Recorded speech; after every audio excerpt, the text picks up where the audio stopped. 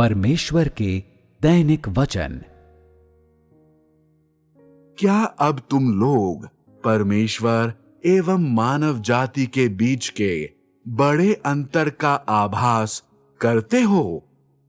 सभी चीजों का स्वामी कौन है? क्या मनुष्य है? नहीं। तो क्या तुम लोग जानते हो कि जिस प्रकार परमेश्वर और मनुष्य सभी चीजों के साथ व्यवहार करते हैं, उनके बीच क्या अंतर है? परमेश्वर सभी चीजों के ऊपर शासन करता है और सभी चीजों का बंदोबस्त करता है, जबकि मनुष्य उन सब का आनंद उठाता है। क्या तुम लोग उन वचनों से सहमत हो? हाँ। परमेश्वर और मनुष्यों के बीच में सबसे बड़ा अंतर है कि परमेश्वर सभी चीजों के ऊपर शासन करता है और सभी चीजों की आपूर्ति करता है।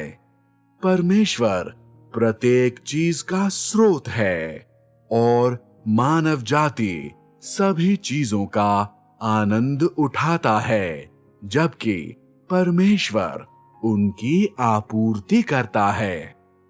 दूसरे शब्दों में, मानव जाति तब सभी चीजों का आनंद उठाता है जब वह उस जीवन का स्वीकार कर लेता है जिसे परमेश्वर सभी चीजों को प्रदान करता है।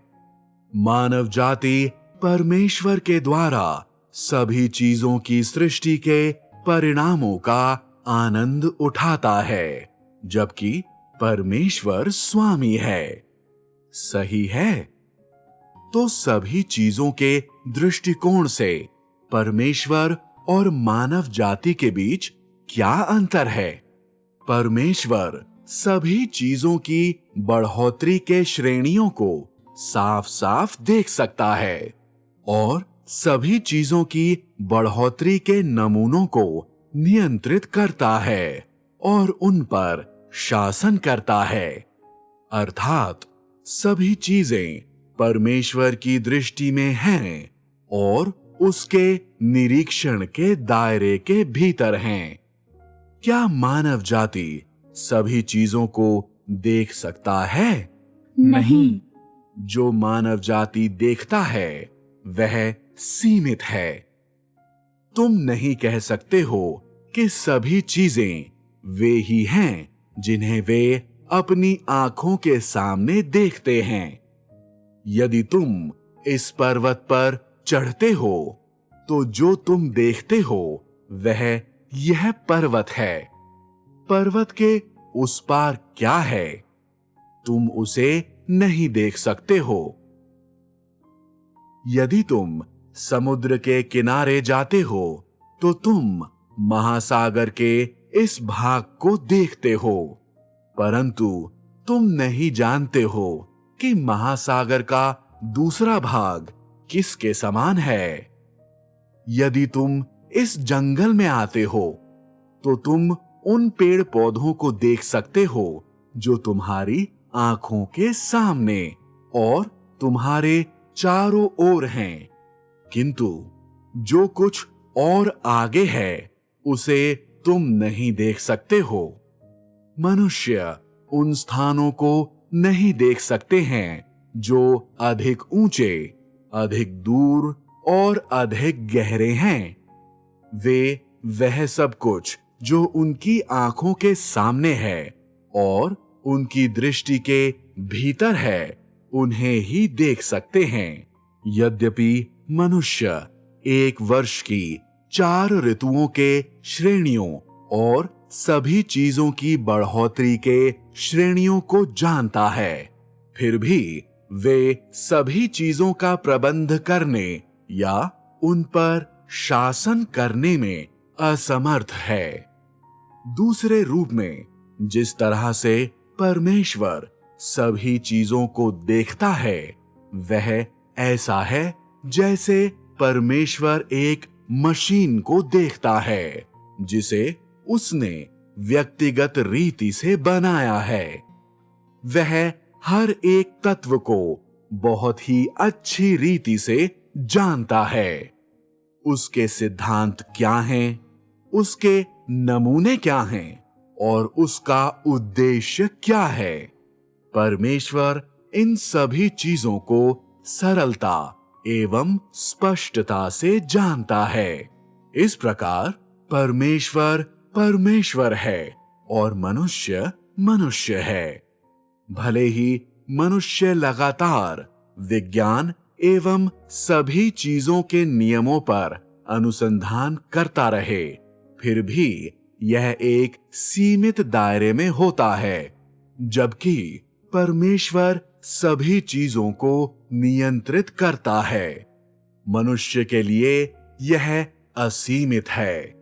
यदि मनुष्य किसी छोटी सी चीज पर अनुसंधान करता है जिसे परमेश्वर ने किया था, तो वे उस पर अनुसंधान करते हुए बिना किसी सच्चे परिणाम को हासिल किए अपने पूरे जीवन को बिता सकते हैं। इसीलिए यदि तुम ज्ञान का इस्तेमाल करते हो और परमेश्वर का अध्ययन करने के लिए जो कुछ भी तुमने सीखा है उसे इस्तेमाल करते हो, तो तुम कभी भी परमेश्वर को जानने या समझने के योग्य नहीं होगे। किंतु यदि तुम सत्य के मार्ग का उपयोग करते हो और परमेश्वर को खोजते हो और परमेश्वर को जानने के दृष्टिकोण से परमेश्वर की ओर देखते हो, तो एक दिन तुम स्वीकार करोगे कि परमेश्वर के कार्य और उसकी बुद्धि हर जगह है। और तुम यह भी जानोगे कि क्यों परमेश्वर को सभी चीजों का स्वामी और सभी चीजों के लिए जीवन का स्रोत कहा जाता है। तुम्हारे पास जितना अधिक ऐसा ज्ञान होगा, तुम उतना ही अधिक समझोगे कि क्यों परमेश्वर को सभी चीजों का स्वामी कहा जाता है। सभी चीजें एवं प्रत्येक चीज जिसमें तुम भी शामिल हो, निरंतर परमेश्वर की आपूर्ति के नियमित बहाव को प्राप्त कर रहे हैं। तुम भी स्पष्ट रूप से आभास कर सकोगे कि इस संसार में और इस मानव जाति के बीच में परमेश्वर के अलावा कोई नहीं है जिसके पास सभी चीजों के अस्तित्व के ऊपर शासन करने, उसका प्रबंध करने और उसको बरकरार रखने के लिए ऐसी सामर्थ्य और ऐसा सार तत्व हो सकता है। जब तुम ऐसी समझ प्राप्त कर लेते हो, तब तुम सचमुच में स्वीकार करते हो कि परमेश्वर तुम्हारा परमेश्वर है। जब तुम इस बिंदु तक पहुंच जाते हो, तब तुमने सचमुच में परमेश्वर को स्वीकार कर लिया है और तुमने उसे अपना परमेश्वर एवं अपना स्वामी बनने की अनुमति दी है। जब तुम्हारे पास ऐसी समझ होती है और तुम्हारा जीवन एक ऐसे बिंदु पर पहुंच जाता है, तो परमेश्वर आगे से तुम्हारी परीक्षा नहीं लेगा और तुम्हारा न्याय नहीं करेगा और न ही वह तुमसे कोई मांग करेगा, क्योंकि तुम परमेश्वर को समझते हो, उसके हृदय को जानते हो और तुमने सचमुच में परमेश्वर के हृदय को स्वीकार कर लिया है। सभी चीजों पर परमेश्वर के शासन और प्रबंधन के विषय में इन शीर्षकों पर बातचीत करने के लिए यह एक महत्वपूर्ण कारण है। यह लोगों को और अधिक ज्ञान एवं समझ देने के लिए है, मात्र तुमसे स्वीकार करवाने के लिए नहीं, लेकिन तुम्हें परमेश्वर के कार्यों का और अधिक व्यावहारिक ज्ञान एवं समझ देने के लिए है।